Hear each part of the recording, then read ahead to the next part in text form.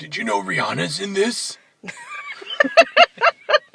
You sunk my ship in a hopeless place. Shout out to How It Should Have Ended.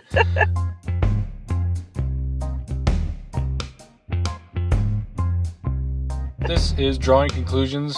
I'm Josh. I'm Jessica.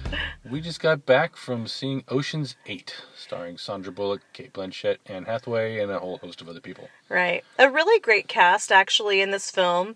And I was pretty excited to see it. And unfortunately, I have to report that I was pretty disappointed.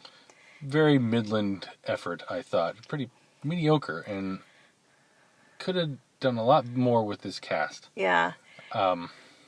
Yeah, it was disappointing. I mean, these actresses are good actresses. Maybe not Rihanna. I haven't really seen her in anything else. She just seemed like she wasn't, like she was just being kind of Rihanna. That didn't seem like much part. But in her defense, I don't feel like any of the characters were really written super well. No. With the exception of Anne Hathaway's character, although it might be part the script and also just part of Anne Hathaway giving a really good performance, actually. Right. And really doing something with that part. Yeah, she was the standout for me. Her character was the most developed, the most interesting, and her portrayal was actually very funny. Yeah, right. Helena Bonham Carter, at first, when they first introduced her character, she was really good, but then it was just kind of like she played this interesting role in the beginning of the movie, and then she just kind of disappears into the background, and you never really see her. You know, you see her, but she doesn't really do anything the rest of the film. Right. That's like, interesting. It's like her part of the plan is over. Right. And what they're trying to achieve, she's fulfilled her role, and so now she's just kind of there. Yeah. Not really super contributing. Unfortunately for this movie, I think it'll draw a lot of comparisons to George Clooney's Ocean's 11. Well, naturally it will, because it's basically a sequel. Right, it's a spin-off-ish kind of show. And it is a heist movie, and if you really like heist movies, then, sure, check it out.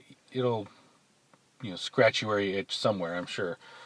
But yeah, and it wasn't like it was terrible, really. Right. It wasn't like, I mean, these are, like I said, they're all good actors and actresses that are in this show. And so the performances are all, adequate. Sure. You're not, like, getting these, B-movie kind of readings off of it. Right. And, it's not like that at all. But the characters are they're kind of indistinguishable from each other for a lot of it. Several of them, yes, are very bland. Well, not bland. Like you said, they're too similar. Right. You can't really tell personalities apart so much. They just kind of act like each other. And they're kind of most of them are underdeveloped. I mean, if not all of them. They try to make Richard Armitage into the villain of the movie, but you never get a sense of him really being a villain. No, he's another one of the characters who's underdeveloped and a waste of a fine actor on a middling part that just doesn't really do anything. And yeah, they didn't give him anything to do. It's just like he's just there for the women to interact with. Right. And he has you never get any sense of what he wants, what his motivations are. Yeah, he's just like some target. Right. And he did this bad thing in the past or whatever, but even that is so downplayed and unexplored. Right. It doesn't grab you emotionally, and you don't get invested in it, and so, unfortunately, you don't really care. Right. I don't know, it really is too bad because I think the cast was really good. And I think the story itself had a lot of promise. I just don't think they wrote it very well.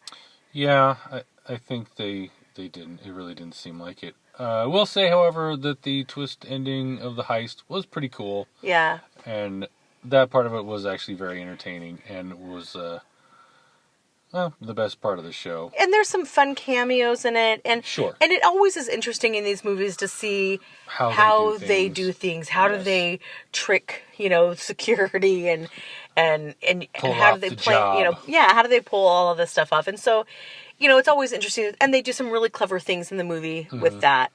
But it's just lacking the slickness, the coolness, the zip, the humor, the heart. The heart, that would be the one for me. It's just missing that kind of soul. Yeah, that you want from a movie, and that Ocean's 11 had, frankly. Yeah, with an ensemble cast like this, you need some heart to keep it all together and to keep it going, and it just lacks that. Yeah. I agree. So overall, Josh, what would you give this movie in terms of a rating? 2.5 cubic zirconia. They got fleeced. Stole the wrong thing. Yeah. Not great cut or clarity. No, not at all. Or color. It's not a crappy movie, but it's certainly not a great movie. Yeah. Kind of like barely a good movie. Just like a college student engagement ring kind of. Yeah. I'm poor and cheap kind of movie. Yeah. So, anyway, it's like wait for Redbox or when you catch it on cable or whatever. Yeah. Not something you need to run out to the theater and see at all. Definitely not. Anyway, that is it for this edition of Drawing Conclusions. Thank you so much for joining us. Don't forget to subscribe. And like. And share. And comment. Thanks.